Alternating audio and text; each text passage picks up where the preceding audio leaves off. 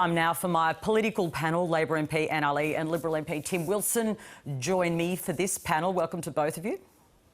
Thank you for having us. Thank you, Patricia. Tim Wilson, I'll start with you. As a Victorian, Victoria has recorded its 8th straight day of new COVID cases in the double digits. Are Victorians treating the pandemic differently to others around the country? What's happening in Victoria?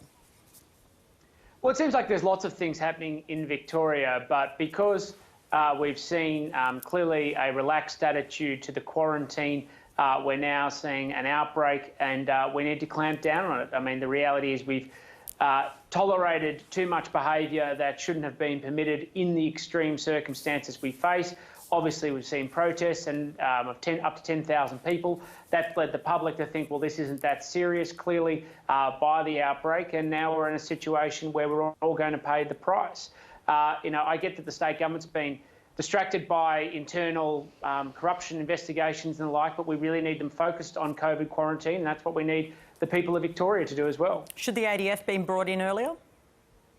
Well, this is a thing that the state opposition has called in, and we're more than happy to comply as the Commonwealth, and because clearly there has been some failures. But it's ultimately, that was a decision, a request that had to come from the state government, and clearly they've lost control of the situation. Other state governments have stayed on top of it. Dan Andrews' government has not maintained control, and now we're having to step in to assist. I've just got to pick you up on that. I will get to you, Anne Ali, but some of your colleagues are not using the same tone you just used. There's this sort of sense of national cabinet solidarity, and even Gladys Berejiklian said a little earlier this week, you know, this is a little bit about luck. This could have happened in New South Wales. But you're saying Dan Andrews is responsible for this out-of-control situation. Well, what I'm saying is there are a number of issues that have been presented. We know that there are protests that shouldn't have gone ahead. But that happened in New South Wales too, Tim Wilson. It didn't just happen in Victoria. And WA. Well, sorry, that's not true. The New South Wales state government came out very clearly and categorically at the start and fought them going ahead because they knew the public health risks. Dan Andrews all but waited for the last minute of press conference on a Friday afternoon to say, well, maybe people shouldn't do it. It's about tone and it's about the seriousness of the situation.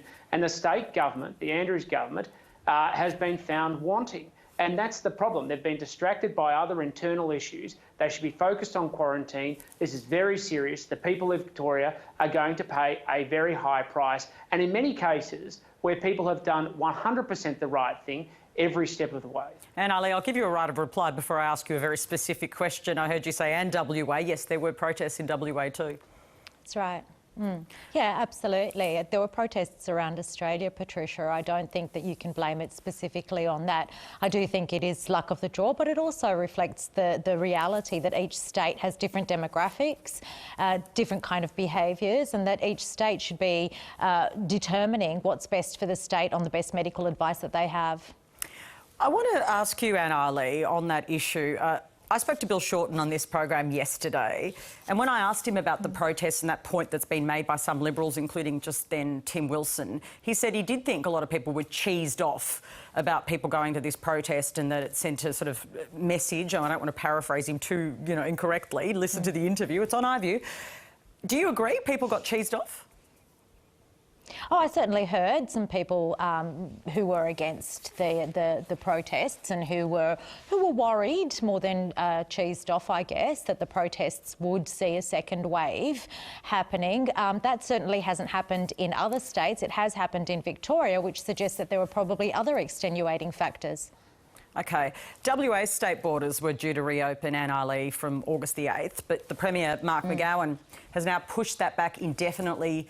And he names Victoria as the reason. Is Mark McGowan right to keep WA closed? I mean, we're seeing sort of double digits, sure, in Victoria, but is it really a good enough reason to keep a border closed?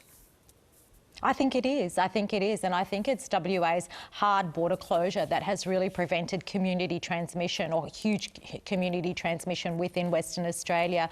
It's really served our state very well. And Mark McGowan has a lot of support here in WA for ensuring that those borders remain closed. And particularly what we're seeing with this second surge in Victoria, I think reinforces that decision. And I think he's doing a great job in making that decision and making it a very decisive decision. It's not an easy decision to make, but it is a decisive decision and one that protects our community. Tim Wilson, borders has been an ongoing debate, but of course the Victorian cluster cases are sort of shifting the debate a little. Even the New South Wales Premier sort of saying I don't think she wants Melburnians to visit New South Wales or Sydney. What do you make of that? Is that sort of the message that you think should be shared from the New South Wales Premier? Because there's not a hard border closure, but what, businesses shouldn't deal with Victorians, apparently? No, well, I don't think that's what she's saying. What the New South Wales Premier is saying is exercise caution, and I agree, people should exercise caution.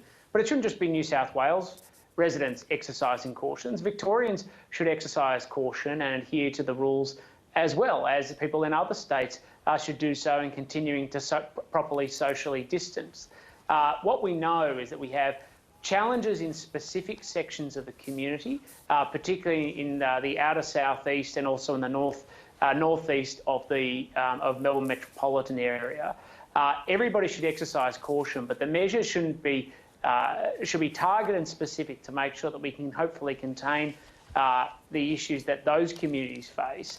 Because I think one of the things we have to do, and we've always had to do, is maintain public confidence and sustainability about the measures that are being taken throughout this COVID crisis. I think that's part of the reason why we're in this problem, is that in this situation, is that I think public confidence has been declining as a consequence of the enforcement, shall we say, or the inconsistent enforcement of the law. Annalie, even before this spike in Victoria, an expert panel warned the federal government that engagement with migrant communities was ad hoc. Annalie, is that something that you think has been mismanaged? Well, I was calling for data to be collected with regards to migrant communities. I've met with migrant communities here in Western Australia, and they've been telling me that the messages aren't getting through to some of their grassroots members.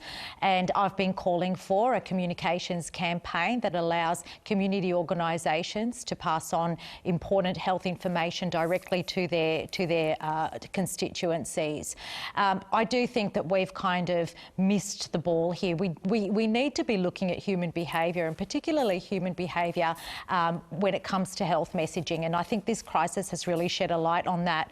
I think that we need to do more research on human behaviour and how we then craft our messages to ensure that different cohorts of the population are getting the messages in ways that are linguistically and culturally appropriate and that speak to them.